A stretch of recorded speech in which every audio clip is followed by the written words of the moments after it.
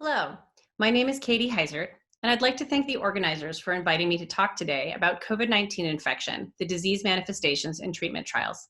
This presentation was recorded on September 16th, 2020, and the data may have changed since that time. These are my disclosures. And in my talk today, I'll start with a brief introduction about the virus, and then the remainder of the talk will be in two parts. This is the first of 4 talks about COVID-19 in this symposium, so I'd like to start with the basics.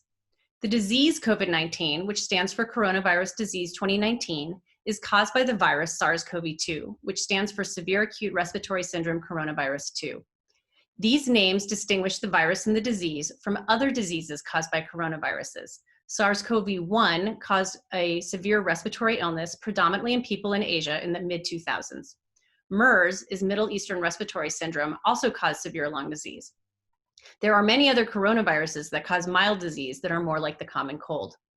But all of these coronaviruses are single-stranded RNA viruses that we believe cause infection by inhalation through the nose and mouth into the nasopharynx.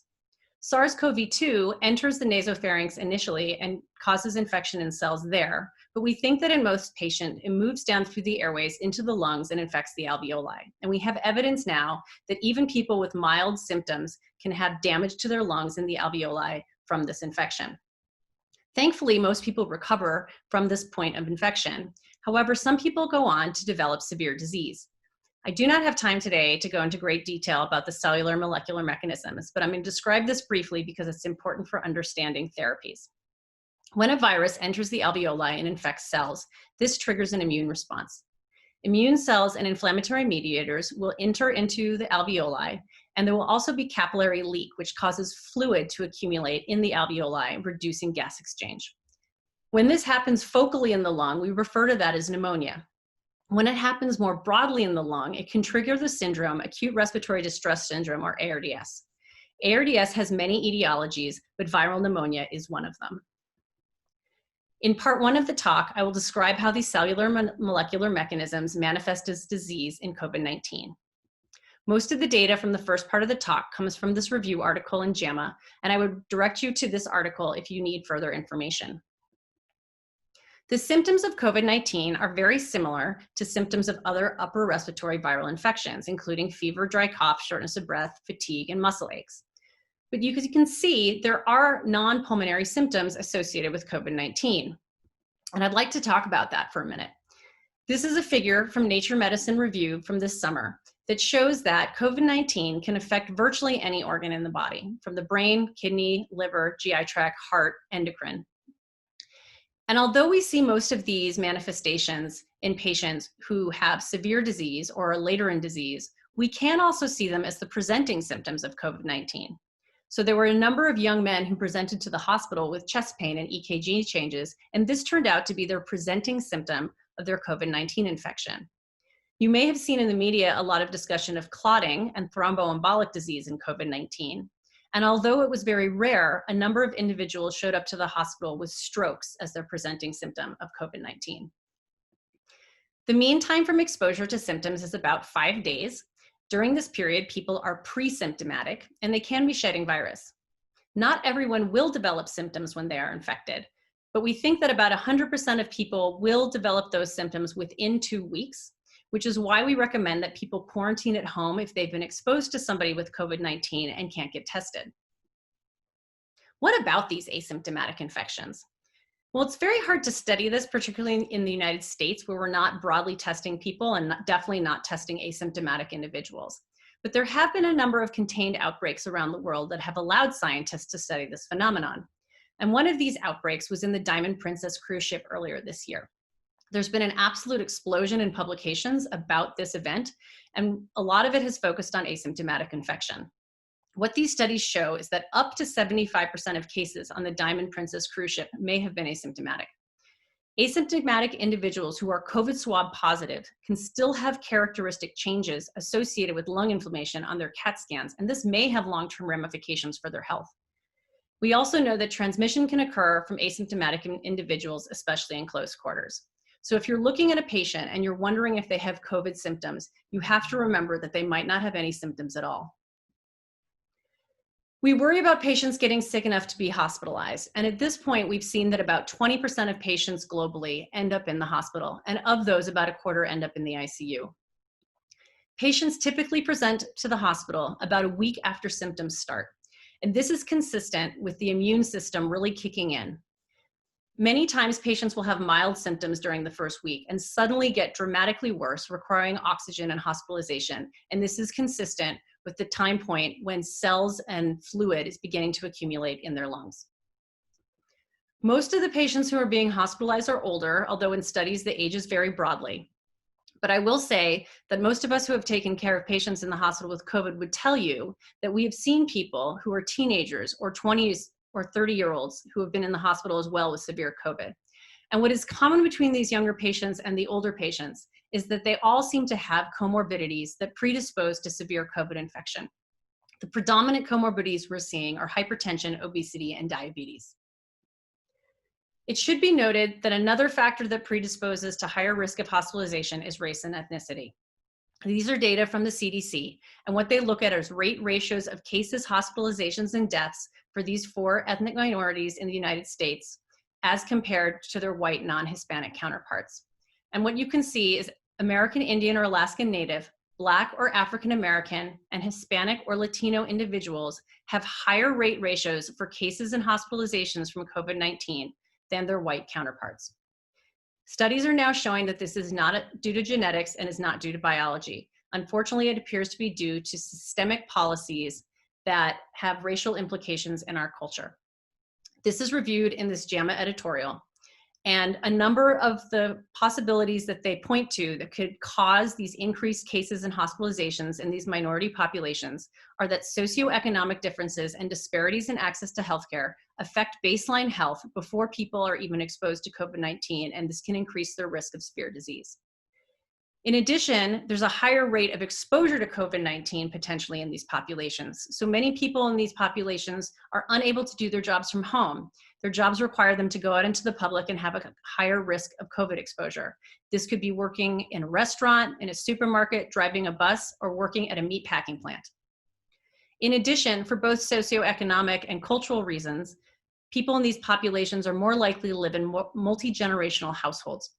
And you can imagine that there may be an older individual with comorbidities who's trying to isolate at home, but lives alongside younger people who must leave the house to perform their jobs. And so what this editorial says is that we need to come up with therapies and we need to come up with vaccines, but ultimately we need to change policies in this country to protect our more vulnerable populations and protect them from both COVID-19 and future health threats. In the hospital, we notice characteristic laboratory abnormalities in our patients, including lymphopenia, elevated inflammatory markers, and abnormal coagulation parameters. And although we think increased inflammation and abnormal coagulation likely contribute to the pathophysiology of this disease, we are currently unable to use these laboratory values to guide our care, but we hope moving forward we'll have more data that will help us do that. Patients also have classic radiographic findings, including bilateral lower lobe predominant infiltrates on X-ray, which show up as ground glass opacities on CAT scan as shown in this image. And what we worry about for our hospitalized patients is that they'll develop the severe complications of COVID-19. And in this chart, the percentages are percentage of hospitalized patients. So many patients will have respiratory complications, but they may also have complications of the liver, heart, kidneys, and brain. In kids, COVID-19 manifests differently. It tends to be much milder, usually is only an upper respiratory tract disease, and rarely requires hospitalization. Current statistics show that less than 5% of laboratory confirmed cases of COVID are in children. However, again, we are not broadly testing asymptomatic or mildly symptomatic individuals, and this is probably a gross underestimate of what percent of infections are in children. If you're interested in this dichotomy between pediatric and adult COVID-19, I would direct you to this article from the summer, which asks the question, why are children generally protected? And it could be because they're less susceptible to infection by the virus, or it could be that once they are infected, they're less susceptible to developing severe responses to the virus. I also want to mention the phenomenon of multisystem inflammatory syndrome in children, or MISC, which is similar to the inflammatory syndrome Kawasaki disease. This is a very rare syndrome. We think it's unique to children, although there have been a handful of case reports in adults. It's been described in Europe and North America in children who have fully recovered from COVID-19 and is a post-infectious inflammatory syndrome. Some children do get severely ill with COVID-19, and I just want to highlight this case series out of New York that describes some of these cases. And again, it is very rare for children to require hospitalization. In this case series, there were only 50 patients, of which 41 were non-severe and 9 had severe disease defined as requiring mechanical ventilation. And when they looked at their numbers, they found a couple of trends that statistically significantly associated with severe disease. They found that older age was more likely to have predisposed to severe disease in children. And they also found that the comorbidity of obesity predisposed to severe disease. Again, very small study, and as we move forward and get more data, we may understand severe disease in children better. So the conclusions for part 1 is that COVID can be asymptomatic or cause severe disease and may affect virtually any organ. Children tend to get less severe disease. Increased risk of severe COVID-19 disease is associated with obesity, diabetes, cardiovascular disease, and older age. Risk is also increased for minority racial and ethnic populations in the USA, likely due to systemic disparities that affect healthcare access and socioeconomic status. COVID-19 has many unique features, but the biggest difference from other severe respiratory illnesses is that there is currently no widespread immunity in the population to SARS-CoV-2. This is why our country is having such a crisis right now, is that so many people are susceptible to this disease, and we've never seen that before in our era of this many people being susceptible to a particular virus. And that's why it's all the more important that we identify treatments to help reduce morbidity and mortality, which brings us to part 2 of the talk. And I do want to note that all of this data is from adult patients. I want to start this part of the talk by talking about quality of evidence. This is the quality of evidence pyramid that was introduced about 15 years ago. And what it shows is that not all evidence is equal. In the pyramid, the quality of evidence improves as you move towards the top of the pyramid. At the bottom of the pyramid, you have expert opinions. These are observations, and they're very important for informing how to design studies, but they're not really data, and they're not good quality of evidence. In the middle of the pyramid, you have unfiltered information, which are the individual types of clinical trials. Within clinical trials, there are different quality of evidence. So at the bottom, you have case-controlled studies and retrospective analyses. Above this is cohort studies, and at the top you have randomized control trials. And really the gold standard that we like to see is a placebo-controlled, double-blinded randomized control trial. And we think that the placebo control and the double blinding and the randomization is essential because without these, study investigators may unintentionally have bias in their interpretation of results and skew the data. At the top of the pyramid, you have filtered information, and this is where experts can synthesize the data from the bottom of the pyramid and come up with reviews and meta-analysis, and this really is the top of our quality of evidence. When thinking about studies you're reading, you also need to think about that interventions and therapies may exert different effects for different indications, and so you really need to think about what were the investigators studying and who was their population.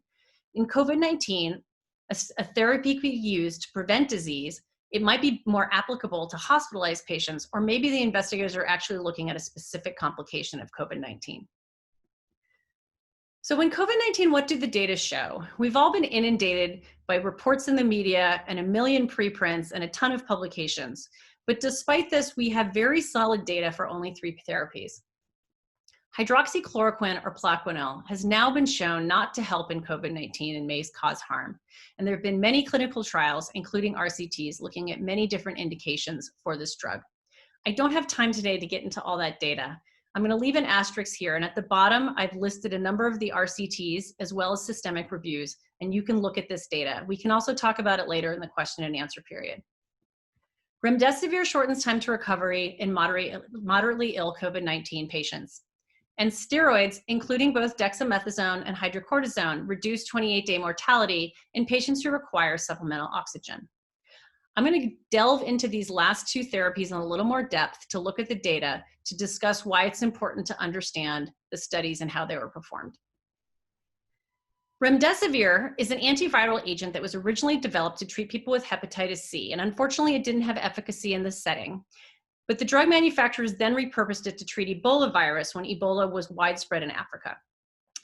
It had some modest effect against the virus, but what remdesivir was found was to be safe in people with viral infections. Remdesivir has also been shown to have efficacy against SARS-CoV and MERS-CoV in animal models. And based on these data, the investigators here decided to investigate if remdesivir had efficacy in COVID-19. In this industry-funded study, the primary outcome was proportion recovered. There was a secondary outcome of looking at reduced mortality, but they did not get a signal in that secondary analysis. So on the y-axis here, you see proportion recovered, and going higher up the axis is better. You can see the blue line is remdesivir, and that line separates away from the red line, which is placebo control, showing that there is faster recovery in people who received remdesivir, and this result was statistically significant. The conclusion from the study was remdesivir shortens time to recovery in adults hospitalized with COVID-19. But I want to dive into this a little deeper. There were 4 different cohorts of patients within the overall study design, ranging from those who were sick but didn't require oxygen, all the way up to those who were hospitalized in the ICU and needed mechanical ventilation. Here's the data from the paper. This is a forest plot. In a forest plot, 1.0 indicates that there is no difference between the 2 therapies being tested. And in this case, that's placebo, which is better on the left, or remdesivir, which is better on the right. Each dot represents the rate ratio for that population, and the 2 arms indicate the 95% confidence interval. In a forest plot, if the 95% confidence interval crosses 1.0, that means the data are not statistically significant, and you can't reach a definitive conclusion about whether or not there was a benefit of that therapy. So let's look at their data. In their all patients at the top, you can see that there is a statistically significant signal that remdesivir is better and leads to faster recovery in patients with COVID-19. But then if you look at their 4 populations, you can see that only one of them reached statistical significance. And this was people who were sick enough to receive oxygen, but not sick enough to need high flow oxygen or mechanical ventilation in the ICU. Now, we can't say that there was any harm from remdesivir in this study, and nor can we say that remdesivir didn't actually benefit these populations, but the data don't show statistical significance. And the conclusion from this study is that it's people with moderate symptoms requiring oxygen who benefit from remdesivir. And I'll note that this was recently shown a second time in an RCT that was just published in JAMA. What about steroids? This is a paper from the New England Journal that shows the data from the Recovery Collaborative Group. Recovery is a large collaborative study group out of the UK that's doing a very large randomized control trial through Oxford University to look at multiple therapies for COVID-19 in different arms of the study.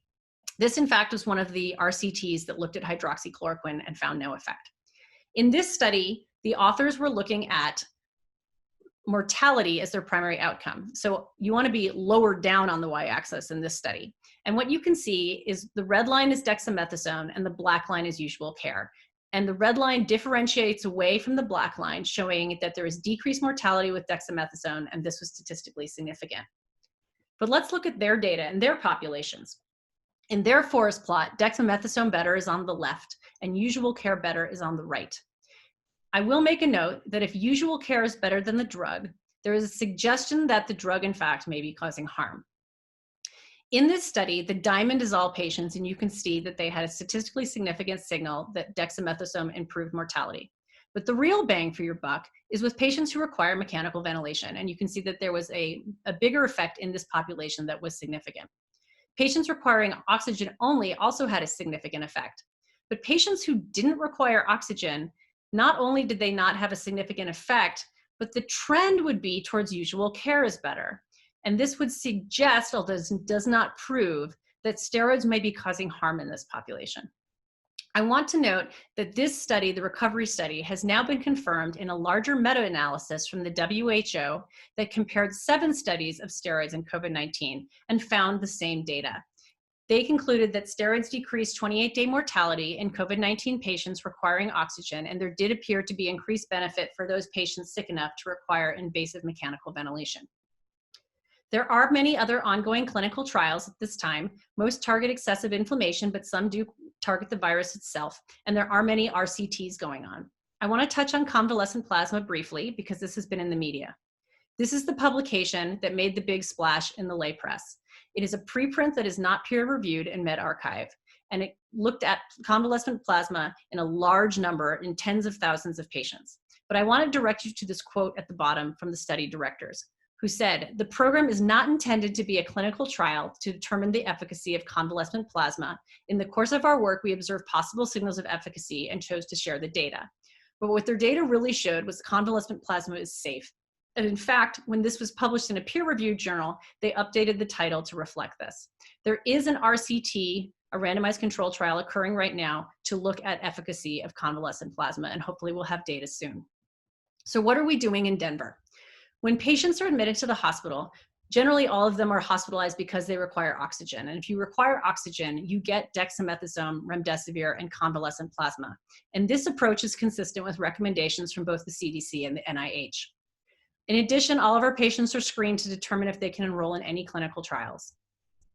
So the conclusions from the second part are that we can continue to try unproven therapies that have been demonstrated to be safe, like plasma, while we await evidence of efficacy in these patients. As data are published, it is critical to assess the quality of the data and determine which specific populations benefit from that therapy. And finally, until we have highly effective therapies and/or a widely available effective vaccine for COVID-19, we need to continue to practice public health measures, including wearing masks and social distancing. And with that, I'd like to thank everyone who contributed to this talk, and I would look forward to having a discussion in the Q&A. Thank you for your attention.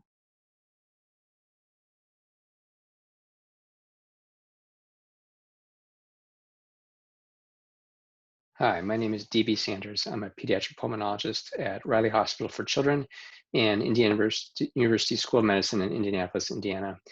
Thank you for listening to my talk today on the epidemiology of COVID-19 in people with CF and our future plans for use of CF Foundation registry data.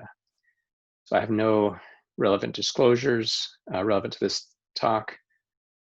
I'm going to start by highlighting some of the initial reports of COVID-19 in people with CF.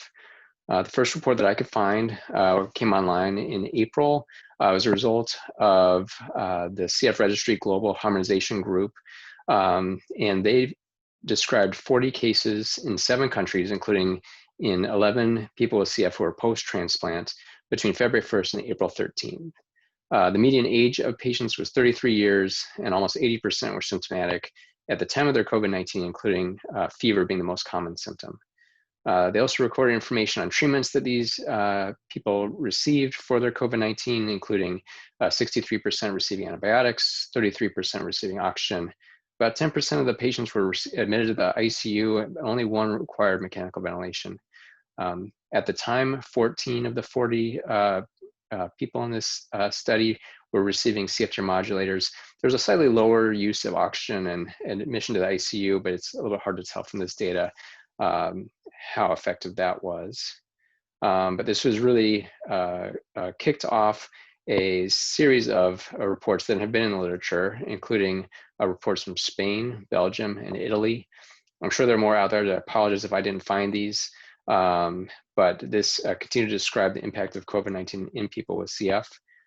One place I would recommend you go and look is follow this website from the European CF Society that tracks the cases that are being reported in Europe. I pulled data from the website as of September 10th, and there's really a lot of information, including the cases that are being reported in different countries.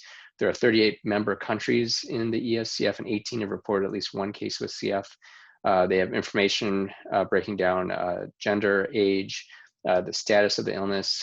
In Europe, they've reported 3 people with CF who have died.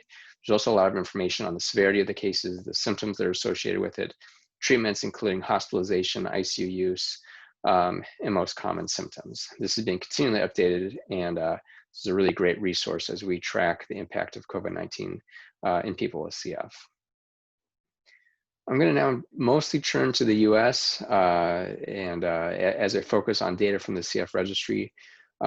First, just I need to highlight a little bit of information from the US outside of CF.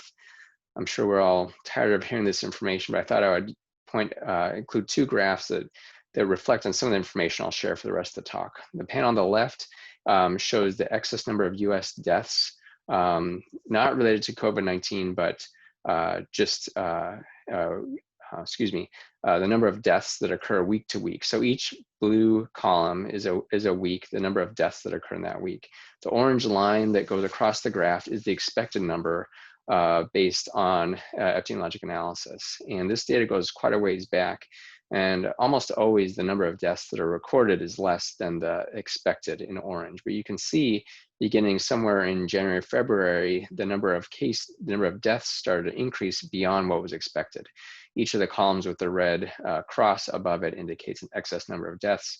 Again, these aren't necessarily all related to COVID-19, but just as a marker of the impact this disease is having across the world. On the right is another epidemiologic factor that we're seeing, and this is that a lot of healthcare utilization has gone down during the pandemic. So this is a graph of emergency room visits in the US. The x-axis is surveillance week, which goes from the beginning of January to the end of December. And the light blue is the weekly emergency room visits in 2019. And you can see that for the first 10 weeks or so of the year, the emergency room visits in 2020 were actually a little bit higher than in 2019, but then there's this dramatic decrease that coincides with the stay-at-home orders, the restriction of movements, the initiation of widespread masking, and there were any number of healthcare utilization reports like this that I can show, and we're going to see some of this reflected in some of our CF data. So this data was provided to me by the CF Foundation Patient Registry team. I really need to say thank you for all the data they provided, especially for Alex Albert and his help. In the registry prior to May 9th of this year, there were 3 options for reporting location of visits to people with CF to their CF centers: in clinic, in the hospital, and other, which was sort of a grab bag for a variety of opportunities. In 2019, 80% of visits occurred in the clinic, 12% in the hospital, and 7% at other locations. So the first thing I will show is that after May 9th, this other category was expanded to include 2 other options, including by phone, which appears in the blue on the right 2 pie charts, as well as by phone or / computer with video. And the middle pie shows all the encounters from April 1st to September 16th of this year. And you can see that the 7% that comprised the other group in the same time period in 2019 now is up over 60% of visits. And as you can imagine, a lot of this occurred in March and April. And in fact, when you look on the right sided pie chart over here, you can see that the number of other phone and phone computer video visits are all decreasing, and the total number of visits that are occurring in clinic has increased. Not all the way back to the 80% we experienced in 2019, but back up from the very minimal numbers we were seeing earlier this spring. The other thing I'd like to point out is the pie piece of the pie in red, the hospitalizations, which has gone down quite a bit from 12% of visits in 2019 to 4% and 5% so far this year. We'll talk a little bit more about hospitalizations in a second. One thing that's going to impact our ability to use registry data going forward is data entry. And I'd like to point everybody to poster 140 that has more information on the data that's coming into the CF registry.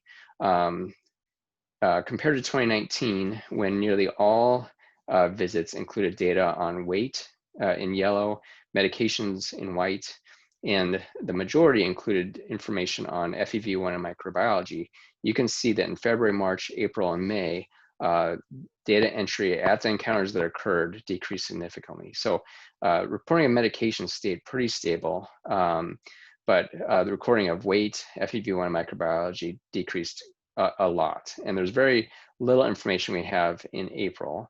And that's even accounting for visits that decreased during this time period. This has started to go up again, and I should mention that we think that the data entry is fairly complete. We don't think that a lot of this loss is due to delays in data entry, but we can't rule that out. So we think that the encounters which were mostly occurring by phone, just don't have this extra data. So we're going to have to deal with this issue in any of our epidemiologic analysis of this data. I also want to point out that the registry team created a new data entry field pretty quickly so that we could gather really a lot of information on COVID-19 infections in our patients with CF. So there is data including whether or not the infection is confirmed or suspected, the testing data including whether this was a PCR test or an antibody test. They have the whole list of symptoms associated with COVID-19, so we can see how those were reported. They include information on where whether the person with CF was admitted to the hospital with COVID-19 or not. For people who are admitted, there's a whole host of treatment that can be recorded, including whether or not they ended up in the ICU, required oxygen, non-invasive or mechanical ventilation, or even ECMO. There are classes of treatments that are specific to COVID-19 that can be recorded, as well as complications, comorbidity, and then eventually the date of discharge and data recovery. So this information is going to be really helpful. I need to say thank you to everybody who is entering the data and keeping this updated, because this will really help us understand what's going on as we go forward. This slide is showing information on the people in the registry who have been reported to have had COVID-19. So as of, I believe, August 17th, there were 4,759 tested reported in over 3,000 unique individuals with CF. The total number of tests may be underestimated, because I think it's probably more likely that a positive test is going to be included, whereas a negative test may be less likely to be reported. We can start to look at some of the demographics for people with CF in the registry who were documented to have a COVID-19 infection. In this table here, I have a column for the 174 that had been reported as of August 17th. And then on the right-hand column is just the total number of people in the registry from 2019, so you can compare to what's typically in the registry. And so you can see that there's a little bit higher percent of people with CF who are COVID-19 positive, who are Black or Hispanic. This follows what we're seeing in the US, where more people without CF in the US who are minorities are having COVID-19 infections. We can see that there are fewer pediatric as a percentage of the people who are infected with COVID-19 that are in the registry. We see more severe lung disease, but this may be because we're testing these people with more advanced lung disease, so we can follow them more closely. There are actually fewer people with CF who are overweight or obese who tested positive for COVID-19 than in the general population. This may reflect that we're not testing people who have this higher level of BMIs. We tend to worry more about the undernourished people with CF. I will say that this is in contrast to what we're seeing in the US outside of CF, where people who are overweight are more likely to have tested positive for COVID-19. And then as with the advanced lung disease, there's less, in contrast to the advanced lung disease, there were fewer people who are post-lung transplant who have tested positive for COVID-19 than who are tracked in the CF registry. This data is continuing to be collected and updated as we move forward. Here we go. Okay, and so this shows the percent of patients in each state who have been tested for COVID-19. So this is just taking the number of people with CF followed at the CF centers in each of these states by the number who have had at least one test reported. And so there's a wide range in the proportion of patients who are followed who have been tested. Some states have reported no tests, and some others have reported up to 44% of patients who have been tested for COVID-19. This does not reflect necessarily the positive tests. And again, this probably represents an underestimation if those negative tests are not being reported as consistently into the registry. All right, and then I will show that that shows the cases over time overall. This is the reporting of COVID-19 positive tests overall in people with CF in white, pediatric patients in yellow, advanced lung disease in green, and those who are post-lung transplant in orange. The overall increase in cases really mirrors what we're seeing in the US outside of CF. In the red is also the number of hospitalizations that have been reported amongst people with CF who are COVID-19 positive. The next slide I can show that 51 hospitalizations have been reported in 212 people with CF who have tested positive for COVID-19. That was as of September 17th. So far, there have been 2 deaths reported, one in a person with advanced lung disease and one person who was status post-lung transplantation. Thankfully, that is not higher, but obviously this is being followed very closely. One piece of good news to share would be the change in overall hospitalizations over time. I have 2 panels here. On the left are those under 12 years of age. On the right are those 12 and above. In white, in the solid line, are the hospitalizations amongst people with CF in 2019, and in yellow are those in 2020. And you can see in the children under 12 years of age, the number of hospitalizations really dropped off once this pandemic hit. And I think, again, this just shows how good our families are at social distancing, wearing masks, all the good things. And now that we're not being exposed to viruses, I think that we're seeing the fruits of this with much fewer hospitalizations. I'm sure there's probably some people who have been reluctant to come to the hospital, so hopefully we aren't missing anything. But I think we are all seeing this in our CF centers. On the right are those who are 12 and above, and I've added the home IVs in 2019 and 2020 in the dotted lines. And the first thing just to notice is that there's not a giant fall off in March and April. You can see the yellow line starts to dip, but the fall off started from day one. And that's, I think, due to introduction of Trikafta. And so we're already seeing fewer hospitalizations even before the pandemic hit. And there was a decline in overall hospitalization rates. It's just a little bit harder to see because of the great background reduction in hospitalizations attributed to Trikafta. Or I should mention some limitations in the registry data. I think I've mentioned a few times already that we probably have underreporting of negative tests, and of course it's possible we've had underreporting of positive tests as well. We are tracking a lot of information on symptoms. However, it's very likely there's a lack of information on all the symptoms we're interested in, as well as some non-CF related outcomes. I think we are going to have to deal with the incomplete data entry, which resulted as we scrambled to switch to telehealth. But as I've said, that data is starting to come back already. And then a really great issue that we have to adjust for in our analysis is the reduction in hospitalizations that's occurred after initiation of Trikafta. I think we have lots of opportunities for future use of this registry data. We can follow long-term outcomes. We can look at outcomes comparing adults and children, those with advanced lung disease and who've had lung transplantation. And I think really importantly, we can also track vaccinations going forward. So my conclusions, COVID-19 mitigation or avoidance efforts have been associated with reductions in in-person clinic visits, clinical measurements, as well as pulmonary exacerbations. Reports of people with CF who have been positive for COVID-19 are probably not sufficient yet to draw conclusions about risk factors or outcomes, but thankfully we're not seeing a host of severe negative outcomes. And this data entry is going to continue and will be used to track long-term outcomes. And I'd just like to close by thanking the CF Registry team who really supplied me with a lot of this data and have done all this analysis already.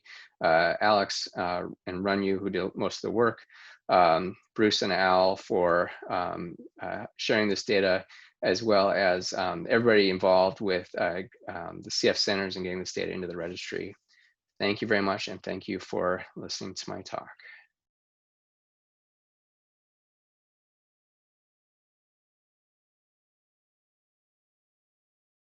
Hi everyone, my name's Rebecca Cosgriff. I'm the Director of Data and Quality Improvement at the Cystic Fibrosis Trust in the UK, and I'm presenting on the international perspective on COVID-19 amongst people with cystic fibrosis. I don't have any relationships to disclose. By way of background, as you'll all be aware, by March 2020, many countries had categorised people with cystic fibrosis as being highly clinically vulnerable to COVID-19, and that had led many people with CF to stay at home at all times to guard against infection. At that time, little was known about the disease course of COVID-19 in general, but particularly amongst people with cystic fibrosis. So to address that need for information by clinical teams and people with cystic fibrosis, we mobilised the Global Registry Harmonisation Group, which held extraordinary meetings on a twice-monthly basis to monitor and ultimately report on COVID-19 amongst people with CF on a global scale. Country coordinators associated with the national registries from each country organised the collection of anonymised data using a minimum data set that had been agreed by all participating countries. And they asked sites caring for people with cystic fibrosis within their country to complete data for all cases of COVID-19 diagnosed amongst people with cystic fibrosis by PCR or CT testing or a firm clinical diagnosis in a hospital setting. We used hospitalisation as a key outcome, demonstrating a more severe infection of COVID-19. And we analysed hospitalisation rates for factors that were known to impact the general population. Due to differences in testing protocols and testing availability, we had to exclude cases that were diagnosed only through serology testing. Submissions from each country were collated centrally for data cleaning and analysis. We published the first round of results back in April 2020 in the Journal of Cystic Fibrosis, and that included 40 cases from 8 countries around the world. The message from that paper was that COVID-19 in cystic fibrosis might have a spectrum of outcomes more similar to the general population than perhaps we initially feared as a community. I'm going to speak in more detail about that paper in the epidemiology and biostatistics workshop during this conference. For the second round of data collection that I'm going to focus on presenting now, we really wanted to make sure we were including as many countries as possible and truly showing a global perspective on COVID-19 amongst people with CF. So we managed to increase our participation from 8 countries up to 19, and that included some countries from South America and also some in Europe that might be harder to see on that map there, such as Sweden, Spain, Italy, and Switzerland. So that second round of results had a data cutoff of the 13th of June 2020. We only included COVID-19 diagnoses up to that date and managed to obtain 181 cases from 19 countries. And that does include the 40 cases that we'd originally published in the Journal of CF. New Zealand participated and is included amongst those 19 countries, but actually reported 0 cases amongst its CF population. Those 19 countries do cover a CF population of 85,000 people overall, meaning that our cohort of 181 represented something like 0.21% of the overall CF population. Those 181 cases comprised 149 people who had not received an organ transplant at the time of their infection, and 32 people who had received an organ transplant, 28 of which were lung only, 1 was lung and kidney, 1 was lung and liver, and 2 were liver-only transplants. We ran univariate tests on the non-transplant group only because the numbers in the post-transplant group were too small. Looking now at the characteristics of those 181 people with CF, you can see that overall and in the non-transplant group, the gender split was more or less 50-50, but in the post-transplant group, we have a higher proportion of people who were male. Looking at the age distribution now, you can see that overall, the majority of people were aged between 18 and 39 years old. But as you might expect, in the post-transplant group, 41%, a higher proportion than in the non-transplant group, were aged 40 years and over. In terms of genotypes, 59% of people in the post-transplant group were homozygous for F508del, which is a lot higher than in the non-transplant group, which had a prevalence of 36% of homozygous F508del. In terms of cystic fibrosis-related diabetes, or CFRD, 24% of the non-transplant group had this, whereas CFRD was present in 64% of those people who were post-transplant. Pseudomonas was present in approximately 50% in both groups, and in the non-transplant group, the median FEV1% predicted, so this is the highest lung function value measured in the year prior to infection, was 73%. In the post-transplant group, it was 80%. Across both groups, the median BMI was 21. Looking now at outcomes and starting off with hospitalisation by age, you can see on the graph on the left that higher proportions of people in the older age groups were hospitalised, although at the moment we don't have enough numbers to sufficiently power this to be statistically significant. In the non-transplant group, 50% of males and 50% of females were hospitalised, whereas in the post-transplant group, 83% of the males and 56% of the females were hospitalised.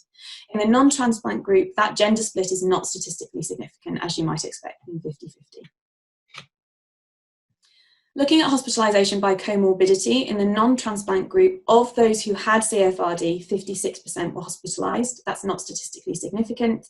And post-transplant, 79% of people with CFRD were hospitalised. It's important to remember that the prevalence of CFRD in the post-transplant group was higher, and we're looking at small numbers overall. In the non-transplant group, 58% of people with Pseudomonas were hospitalised, and 71% of people in the post-transplant group with Pseudomonas were hospitalised. Looking now at hospitalisation by best FEV percent predicted, you can see that higher proportions of people in the lower lung function categories were hospitalised. And that, when you look at people who were under 70% best FEV compared to over, is a statistically significant outcome. I should mention that when it comes to BMI, earlier in both groups and overall, the median BMI was 21. And actually, when you look at those people hospitalised in both the non-transplant and transplant groups, the median BMI is also 21. Looking at outcomes by transplant status, so comparing the non-transplant group to those people who had had an organ transplant, you can see that in the post-transplant group, across all outcomes that might be indicative of infection severity, hospitalisation, ICU, intensive care admission, new supplementary oxygen and non-invasive ventilation, the proportions in the post-transplant group are higher across the board. So hospitalisation was 46% overall for the non-transplant group, 74% overall post-transplant. ICU was 25% for post-transplant, new supplementary oxygen was over 50%, and non-invasive ventilation was 17% in the post-transplant group compared to 3% in the non-transplant group. When we focus specifically on hospitalisation, a statistically significant higher proportion of people who had had an organ transplant were hospitalised than those who had not had an organ transplant. So along with baseline best FEV 1% predicted, it seems that transplant status may be having an impact on the severity of COVID-19 infection. Looking now to mortality, fortunately, we don't have a high number of people who died after being diagnosed with COVID-19 to spot trends. However, when we look at the numbers as a proportion of the cohort that we are analysing at the moment, some of those numbers are actually quite high as a proportion. 7 people died overall, that's 3.9% of the total cohort of 181, although one of those was reported by the clinical team as not being associated with their COVID-19 infection. 4 people died in the non-transplant group, and 3, that's 9.7% of the post-transplant group, died after being diagnosed with their COVID infection. As I say, these numbers are so small so as not really be able to discern trends that might make someone more likely to die after having their COVID infection. So instead of trying to represent trends, we've just listed here each case individually alongside factors that might put someone at higher risk of having a severe infection. I don't know how well you can see it on the screen there, but case number 4 is slightly greyed out, and that's to indicate that that case was believed by the clinical team to not be associated with COVID-19. That person was a long-term inpatient who died of factors not related to the infection. So what you can see from this table, I hope, is that factors like being post-transplant, being male, having less than 70% FEV percent predicted, being over 40, or having CFRD all appear pretty frequently amongst the cohort of people who died.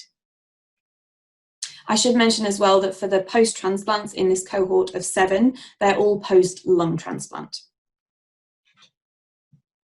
So this study does have some limitations, of course. As I've already mentioned, we had to exclude serology-only diagnoses, and we've also not been able to pick up self-reported COVID-19 diagnoses. So if someone with CF tests positive in their home environment but doesn't come into contact with their CF specialist team, we haven't detected those cases.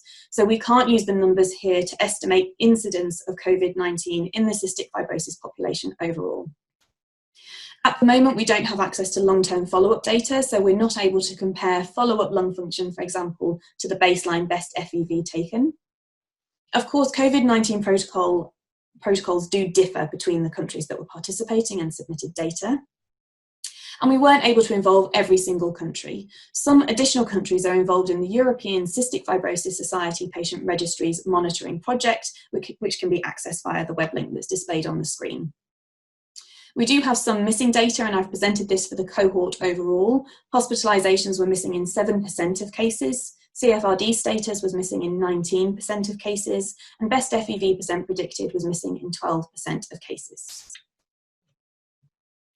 So the Global Registry Harmonisation Group felt that whilst it's important to remember that for some people who have cystic fibrosis, COVID-19 can be a mild or even asymptomatic infection, able to be managed entirely at home. But for some people with cystic fibrosis, the outcome of COVID-19 we can now see can be severe and can include death. Strict infection control measures by people with CF themselves and their clinical teams may have guarded against infection, particularly in some of those people with CF who have a poorer health status to begin with. But for those people who do acquire COVID-19, their younger age compared with the general population may be having a protective effect. So these data, as I say, do show that the outcomes for some people with cystic fibrosis can be severe, particularly, it seems, those who are in a poorer health state when they become infected with COVID-19. For that reason, it's really important that CFTR modulator availability is prioritised in countries where they're not already available. And also, policymakers should consider people with cystic fibrosis to be at higher need of access to future COVID-19 therapies and vaccines. So the next steps for the Global Harmonisation Group are to continue to integrate data collection with cystic fibrosis registries so that that follow-up data can be automatically collected as we move forward. In the medium term, we're continuing to meet as a group to monitor and report on cases and keep the community up to date on findings as they appear and become clear.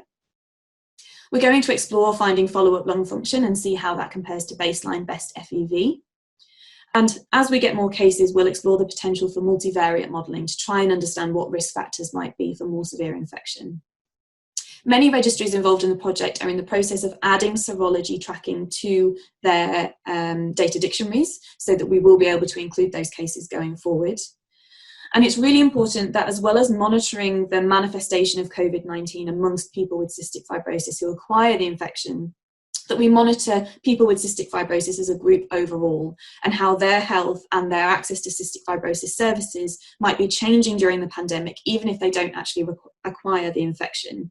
And poster 168 shows an initial analysis of the displacement of cystic fibrosis services in the NHS in England, if you want to take a look at that. Currently, the Global Harmonisation Group is aware of more than 300 cases of COVID-19 across those 19 countries, and the European Cystic Fibrosis Patient Registry most recently reported 151 cases from the countries participating in their COVID monitoring project. Some of those countries do overlap, so some of our 19 countries are participating in the European Cystic Fibrosis Patient Registry, including the UK.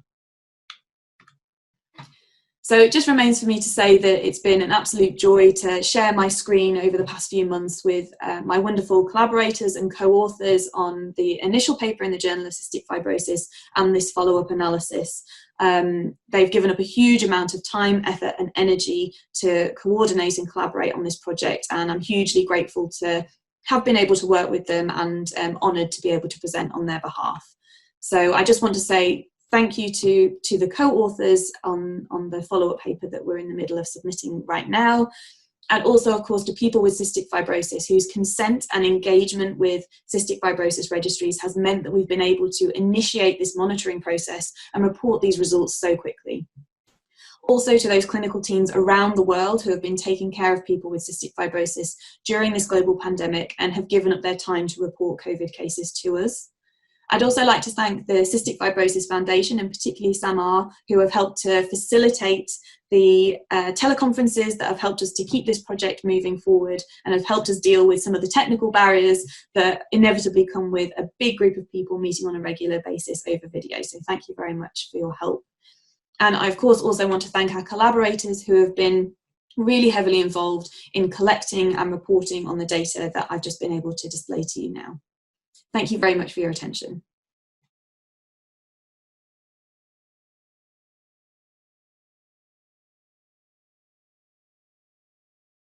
Hi, my name is Ali Asher, and I'm an adult pulmonologist and immunologist at the Geisel School of Medicine at Dartmouth.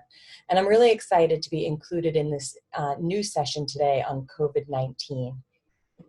I have no conflicts of interest to disclose related to this presentation. So I'm going to speak to you today about SARS-CoV-2 and some of the ways that cystic fibrosis may impact severity of infection. SARS-CoV-2 is a novel virus that is responsible for the COVID-19 pandemic, and it's a member of the coronavirus family. Coronaviruses are single-strand positive-sense RNA viruses. The RNA genome is packaged in a nucleocapsid protein. The most abundant protein in the virus particle is the matrix M protein. This protein interacts with both the nucleocapsid protein and the spike, and thus is critical in viral assembly. The spike glycoprotein is the key to the virus life cycle, as it both binds the receptor and induces fusion with the target cell. The spike protein forms projections that give the coronavirus its classic crown-like halo that's evident on electron microscope images such as these shown here. The first coronaviruses were identified in the late 1960s and early 1970s. Prior to the current century, the known human coronaviruses all caused common colds or bronchitis without any serious illness. However, over the past 20 years, we've seen the advent of more pathogenic human coronaviruses, starting with SARS-CoV in 2002, followed by MERS in 2012, and now SARS-CoV-2 in 2019 and 2020. SARS-CoV-2 can infect type 2 pneumocytes generally by two mechanisms. Endosomal entry requires binding to ACE2 on the surface of the type 2 pneumocyte. Intracellularly, this process requires a low pH environment as well as cathepsin cleavage. And this is the step that was hypothesized to be blocked by the treatment with hydroxychloroquine. Direct plasma membrane entry requires binding to ACE2, and this is facilitated by the transmembrane serine protease 2, or TMPRSS2, and furin, which cleave the S protein. This step could potentially be blocked by serine protease inhibitors such as camostat mesylate. So this is a very busy picture, but it depicts the complicated process of how SARS-CoV-2 infection becomes the syndrome of COVID-19. So following infection either through fecal contamination or respiratory droplets, there's an incubation period of, generally thought to be between 3 and 14 days, during which there's infection of epithelial cells. So the infection of the type 2 pneumocyte occurs via the mechanism shown on the prior slide. This also allows the viral life cycle to take place intracellularly and have new virus particles released into the airway to infect neighboring cells. There's an increase in cytokines within the alveolar space, and this does several things. So one, you can develop alveolar edema with increased respiratory rate and increased work of breathing. There's also cytokine signaling to the brain with the fever response, increased heart rate, as well as low oxygen that signals via chemoreceptors. The development of the systemic inflammatory response syndrome impacts the circulatory system with low blood pressure, impaired perfusion, and ultimately multi-organ failure, which is what we see with patients who come into the ICU. As noted, ACE2 is known to be the receptor for both SARS-CoV as well as SARS-CoV-2 spike protein.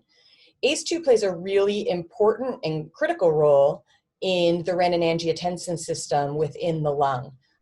It converts the pro-inflammatory angiotensin 2 into the anti-inflammatory angiotensin 1-7.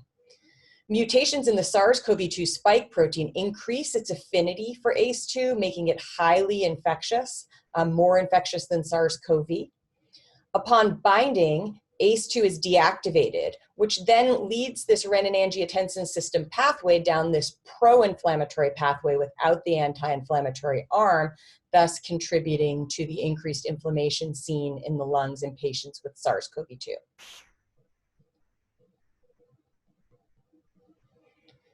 So initially, I think we were all really afraid with the onset of COVID-19 that our patients with cystic fibrosis were going to do poorly. and this was related to COVID-19 outcomes in patients with underlying lung disease in general or other comorbidities in general. However, the actual reports, although limited, from multiple countries show a low incidence of COVID-19 among CF patients. In addition, the limited studies that have been published show no increase in severity of illness or mortality in CF patients who do develop COVID-19, although again, the numbers are very small. So Bruce Stanton and I, along with Tom Hampton and others, have looked at potential mechanisms of decreased severity of SARS-CoV-2 in CF after the interesting finding that we're not seeing as many cases as we had anticipated. So the one obvious is that CF patients are really good at social distancing. And so perhaps they're better than the general population because they do it more frequently and this protected them. However, we wanted to delve into some of the biology as to why we may see decreased severity of SARS-CoV-2. So possibly, CFTR modulator use, azithromycin use, differences in furin activity, changes in ENaC, endogenous levels of serine protease inhibitors, variability in ACE2 or TMPRSS2 expression were all possible things that we postulated.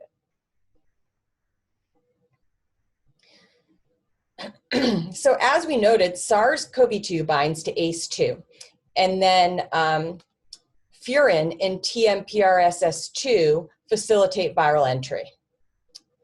There are several serine protease inhibitors that are known to be found in the CF lung, including ecotin, which is a serine protease inhibitor produced by Pseudomonas, which commonly colonizes the CF lung, as well as serpin family B member 1, or serpin-B1, a serine protease inhibitor released by neutrophils. As the drugs camostat mesylate and nelfinavir mesylate, which inhibit TMPRSS2, are under study, it stands to reason that endogenous presence of increased serine protease inhibitors may provide a natural benefit for CF patients against SARS-CoV-2. In contrast, the levels of furin, a serine protease, are increased in the CF lung. However, many patients with CF are on azithromycin as an anti-inflammatory agent, and azithromycin is known to inhibit furin, and inhibition of furin would be predicted to reduce SARS-CoV-2 entry into airway epithelial cells. Azithromycin can also reduce ENaC-mediated sodium reabsorption by airway epithelial cells, which is thought to enhance mucociliary clearance. There are several known variants of ACE2 that impact binding and might alter host susceptibility to SARS-CoV-2. Because ACE2 is known to impact the severity of infection, we analyzed the publicly available gene microarray data to determine whether ACE2 and TMPRSS2 gene expression was altered in CF. We found, interestingly, that ACE2 mRNA is increased and TMPRSS2 mRNA is decreased in CF airway epithelial cells compared with non-CF. Increased ACE2 would be predicted to enhance infection, but would also increase the generation of angiotensin 1-7, which is anti-inflammatory. So we postulate that perhaps this is one of the mechanisms by which CF patients maybe have decreased severity of infection or maybe even asymptomatic disease. Moreover, decreased TMPRSS2 would reduce SARS-CoV-2 entry into airway epithelial cells. And this suggests that CFTR mutations could potentially impact ACE2 and TMPRSS2 abundance and mitigate the impact of SARS-CoV-2 infection on lung damage. And it would be really interesting if we had gene microarray data before and after highly effective CFTR modulator therapy to see if there was any differences noted there. So in conclusion, there have been an unexpectedly low number of cases of CF patients with COVID-19 during the 2020 pandemic. Potential mechanisms of decreased susceptibility of CF patients or decreased severity of infection within CF patients include differences in ACE2 and TMPRSS2 gene expression, differences in furin activity, the use of azithromycin and or CFTR modulators, as well as endogenous levels of serine protease inhibitors in the lungs of patients with CF. These are all potential targets for study of SARS-CoV-2 in the general population to look at whether modulating these pathways could impact the severity of infection or the rate of infection in the general population. Thank you very much for listening to my talk today. I am available for questions via email, or I will be monitoring the chat during the period that the chat's open, and would be happy to chat with you about any questions you may have or any potential studies you think might be interesting in this avenue.